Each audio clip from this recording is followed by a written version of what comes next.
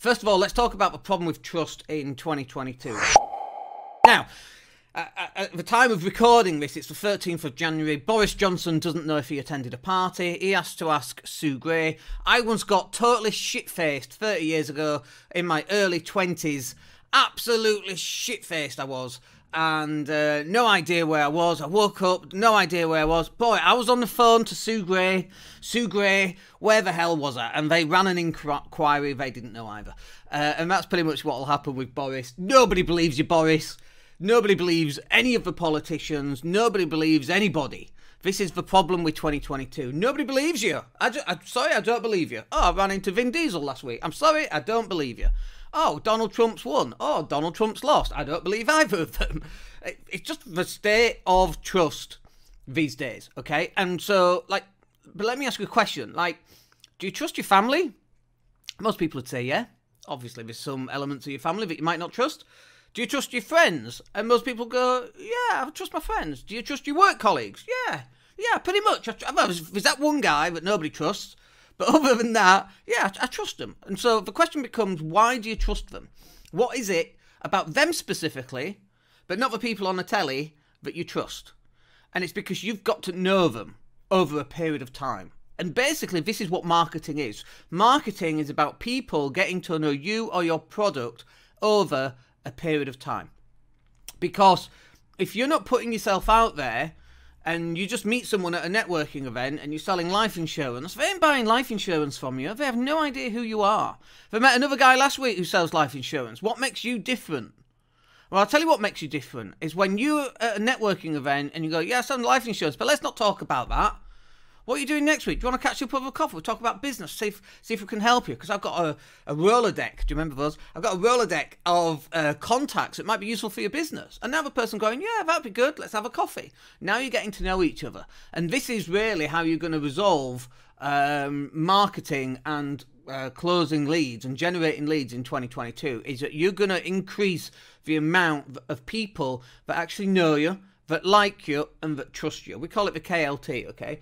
There's a couple of extra ones on there, so you need to be authentic and you need to be consistent. We call it KELTAC. So know, like, and trust, authentic, and consistent. You get those 5 things. Let's break them down. Know. Do people know you? Most people don't know you. Simple as that. So that's why we're going to use Google ads and Facebook ads so people get to know you. They're going to get to like you. Now, I always say this, they're going to either love you or they're going to hate you. Either is fine. If they love you, great, they're going to do some business with you. If they hate you, that's also fine, because what's going to happen then is that they're never going to waste your time. Ever. They're never going to get on a 45-minute strategy call and waste your time because they don't like you. Brilliant. That's just what we want. So we've got the K, we've got the L. The T is the trust.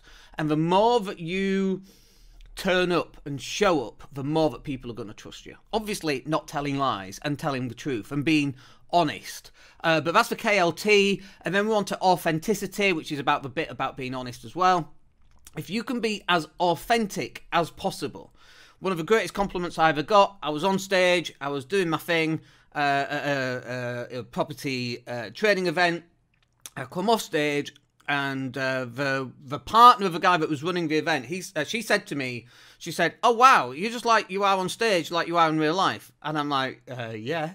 Like, that's authentic right there. And that's exactly what you should be. Don't be this slick. By the way, I'm sat here in a Primark t-shirt. That is who I am. I'm not sat here in a Boss t-shirt like sometimes I might do, but generally I don't. It's just not me. Just be you. People will accept you for being you. We've got millions of pounds worth of property in the UK, and I'm sat here in a Primark t-shirt. It doesn't matter. But just, the reason I'm in a Primark t-shirt, by the way, is because I'm off to the gym after. It's a very tight time scale. But it doesn't matter. You just got to go out there and be as authentic as you can. People are going to love you regardless. And also, people are going to hate you regardless as well. And even if you're the most amazing person, some person is going to hate you for it, right? It's just human nature. This is just who we are as a species. You look on Twitter and the amount of hate that comes out on Twitter, I mean, it's just phenomenal. But you've got to be authentic. And the more authentic you are, which is not hard to do, right? Because you just got to be you. Just be you. I mean, I swear quite a lot. And generally, I don't swear on the podcast because it affects the algorithm. But you get in a conversation with me, I'll swear. And some people don't like that, by the way, and that's okay. You don't have to work with me. It's totally fine. But I'm not going to change who I am in order to close a client, and neither should you. You should be as authentic as you are. And then what was the last one? So we've got KLT. Oh, consistency. If you're not consistent, like I can tell when we look at, I was downloading all the podcast downloads and seeing how many downloads we've got per year. And last year was about 50% of our all-time highs, which was in 2020, right? So 2021 was about 50% of our all-time highs in 2020. And the reason for that is I just got really fed up of doing podcasts. I couldn't come out with content. I was just really struggling with it. And it's because beforehand I'd gone live every day, and bear in mind I've gone live every day this week as well. So is there a danger there? Maybe, we'll see.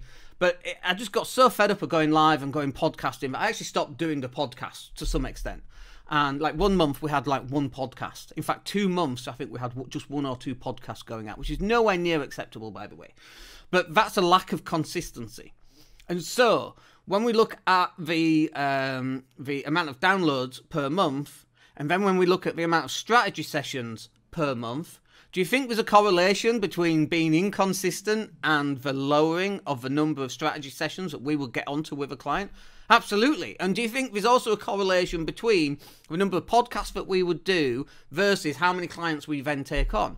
Absolutely. And so we had a lack of consistency in 2021. And by the way, I'm not beating myself up over it. I wish it hadn't have happened. I wish we could have been more consistent. But you know what? We're in a goddamn pandemic.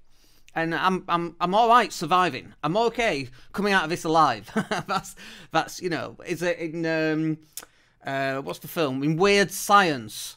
Will you not be embarrassed? Oh no, will you not be ashamed? Look, shame I can deal with. Being dead is something else.